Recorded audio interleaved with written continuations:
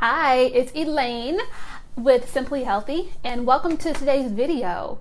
I am a holistic health coach, and I help people release their dependence on sugar and awaken to the sweetness of life. So very excited to join you this happy Wednesday as we continue our series on breaking the sugar and stress cycle. So we discussed a variety of ways to we've dissected the cycle and strategies to help break it. And I'm finding that people are saying, Elaine, I'm not emotionally attached to eating sugar all the time. So yes, sometimes it's because I feel down or sad or happy, but sometimes it's just because it's what I've always done.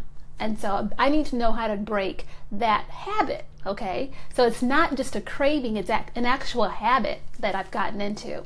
And I completely understand. So today I'm going to share one of my strategies for actually breaking the sugar and stress habit, because it's more than just saying I need more willpower. It's more than just trying harder. We have to have a strategy in place to have some success. So you want to think about having a goal. So our goal, we can say, is to quit eating so much sugar. And then it needs to have an action associated with that goal, which can be how you will do that, how you will accomplish that goal. So the strategy is called the if-then strategy. So if this happens, okay, so it's a certain trigger that happens to you, then you have an action that's going to halt you from following through with that trigger. Does that make sense? Okay, so let's say, for example, your if situation, your trigger is that somebody offers you a cookie. So you're at work, they brought cookies or donuts or some kind of treat to work, and they are really interested in you having some because you always do. Okay, that's they can count on you for indulging.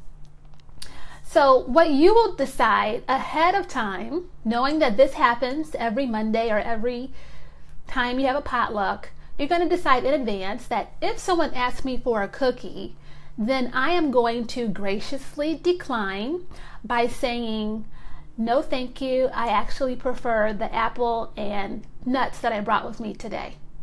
And that's it. Okay, then you move on. Okay, so you see how that works? You can also think of it this way. If I typically need something sweet after eating, okay, you're a dessert after dinner person every night and you always crave something sweet. If I'm craving this sweet after dinner, then I'm going to decide to have a cup of yogurt instead. Okay, so then that means you have to have the yogurt available for you to be able to eat it. Another situation could be if I have this soda, if it's 2 o'clock and I want something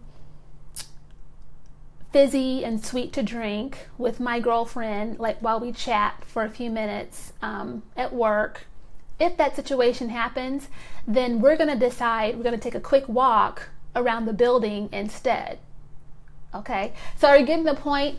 These are you consider what your triggers are. Identify what are those situations that tends to trigger your bad habit, and you want to identify alternatives that you are going to have in place, either mentally or physically, to do instead of those habitual ones. So if and then. I know it sounds really simple, but it's one of those things like building a muscle.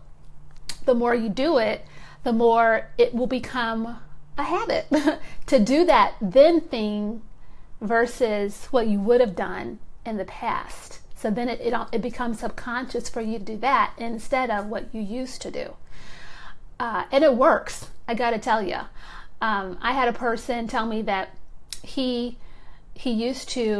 boss was a person who would offer donuts every Monday morning. And he decided that if she asked me for donuts, I am just his response was, just leave the premises. He couldn't even be around. So he would decide, I'm going to stay in my office instead if she brings donuts. And doing that often enough, got him over the hump of having to say no to donuts every Monday morning. So here's what I'd like for you to do. Here's an action step. Identify your triggers, the things that trigger your bad habit. The times when you find yourself going for more than you should and you don't realize that until after the fact. Identify those triggers. Could it be family meals? Could it be certain times of the day? Okay. And then list out your alternative options. So what you can have set up in advance to do. When it comes to healthy living and just wellness and being on track with things, planning and prepping in advance are like the secret sauce to all of it. Whenever someone tells me that they are having trouble staying on track, I ask about, well, what have you planned? How have you prepared for this?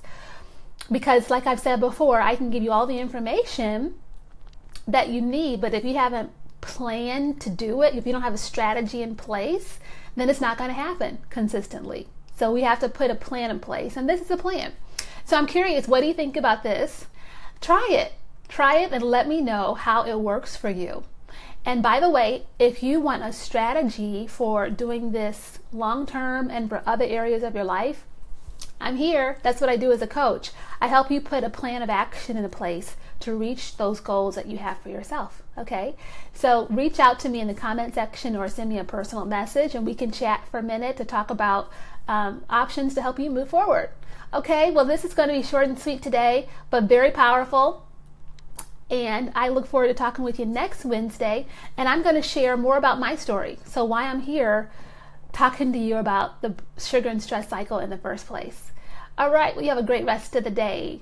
Bye.